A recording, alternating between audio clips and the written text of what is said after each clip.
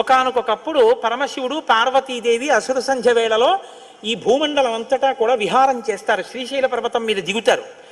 భాగవతంలో చతుర్థ స్కందం అనుకుంటా, అందులో చెప్తారు దీని గురించి. వాళ్ళిద్దరూ విహారం చేస్తుంటే సనత్కుమారుడు కనబడ్డారు. కనబడితే వాళ్ళకి ముచ్చటేసింది. బ్రహ్మవేత్త మహానుభావుడు బ్రహ్మజ్ఞాని, పలకరిద్దామని వృషభవాహనం మీద కిందికి దిగి దగ్గరికి వెళ్ళారు. ఆయన ఇలా చూశారు, చూసి తన పంతాన్ని చేసుకుంటున్నారు. ఇద్దరు అలా నిలబడ్డారు. ఆయన ఏం పలకరించలేదు.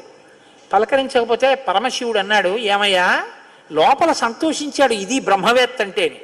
ఏమయ్యా ఇంతసేపటి నుంచి నించున్నావు, కనీసం నువ్వు పలకరించలేదు మమ్మల్ని అన్నారు. ఏంటి నువ్వు కొత్తగా కనపడ్డావు ఏమిటి? నాకు లోకమంతా నువ్వు తప్ప ఇంకోటి కనపడితేగా, నువ్వే కనపడుతున్నది. బ్రహ్మవేత్తకి ఏం కనపడుతుందండి? విశ్వం కనపడదు, విశ్వనాథుడు కనపడతాడు. లోకం కనపడదు, లోకేశ్వరుడు కనపడతాడు. కాబట్టి నాకు కనపడుతున్నదే నువ్వు, ఇవాళ కొత్తగా కనపడ్డావు ఏమిటి? నాకు ఎప్పుడు నువ్వేగా కనపడదు, కొత్తదనం ఏముంది? అది